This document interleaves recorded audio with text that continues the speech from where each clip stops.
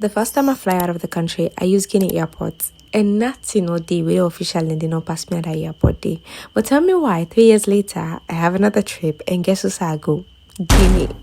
But it's not by choice. No, it's not by choice. Welcome back to my travel series. Today we're driving from Sierra Leone to Guinea and then flying from Guinea to Morocco and then from Morocco to Qatar. 90% of the people who choose to drive to Guinea and then fly from the Guinea airport are doing it because tickets are significantly cheaper. I mean up to $1,000 cheaper sometimes.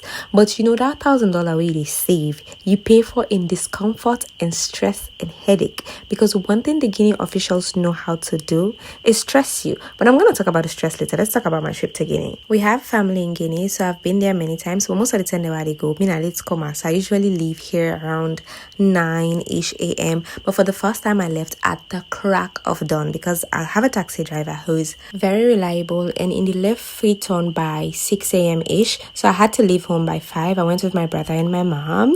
Look at my mom looking cute, and my brother was helping me. Ooh, being a gentleman. My mom came with us because she was going to that direction. I know she just wanted to come with us, that's why. But the driver, I love driving with this man because he is so reliable. His car is very nice. He even has AC. And I don't tell him before, say, I don't like flying, I don't like driving. But I was to find out that now that day awake, I ain't gonna know if you like driving or flying. Because the whole time I was sleeping, because I had to leave at 5 a.m. and I packed my bag. I'm a late packer. I packed my bag that night. So I did not go to bed until 3 a.m. So I had 2 hours of sleep. Less than 2 hours of sleep, maybe an hour or so. So as soon as I enter the mood car, waiting I sleep, the half time that I wake up is when I take little videos and then go back to sleep. But it was the best ride ever. I don't get to Guinea, specifically because we left at dawn. And one thing I noticed also on this ride is that Sierra Leone has a lot of virgin land compared to Guinea. As soon as we cross the border go Guinea, I feel like everywhere we went there were villages and there were people. But in Sierra Leone we don't left the main side there. It's just virgin land. It's just empty. It's nice. It's beautiful. And my entrepreneurship brain can't stop thinking about what am I gonna do to make money off of this? Like, what should we do to depopulate the city, to have people come here? Anyway, that's a topic for another day. If you never drive from SALONE to Guinea, it's just no more say sabi SALONE police na like then they pa Guinea police any checkpoints we reach. It's like na ususu any checkpoint.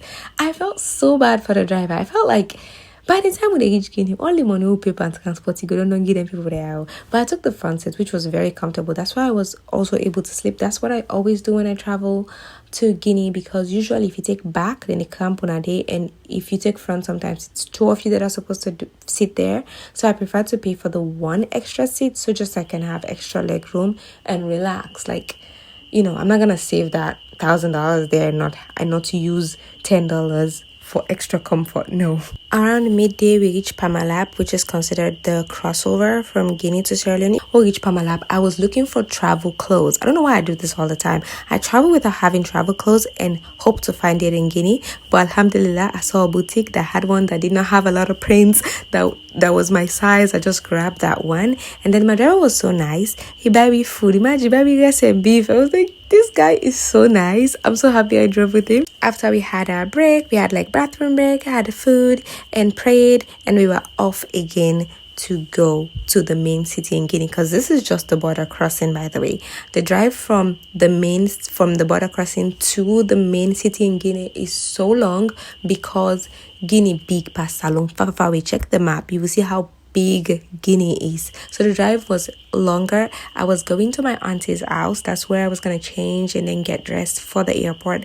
I arrived there around 2-ish p.m. I don't even remember, quite frankly, but my cousin came by. Look at her. She brought me travel pillows. I did not have travel pillow. Like, I am that type B. I did not have travel pillow. I did not have travel clothes. But she ended up buying something for me off of Facebook Market. We did some videos and I was off to the airport. My flight is supposed to be at 2 a.m. I don't know why I do this to myself when I take flights from Guinea to Morocco, always the AM flights. It makes sense for when I arrive in Morocco because I wanted the full day in Morocco, but it does not make any sense when it comes to the time I have to go to the airport. Because if the flight is at 2 a.m., then you say go 2-3 hours before. That's like 11, 12.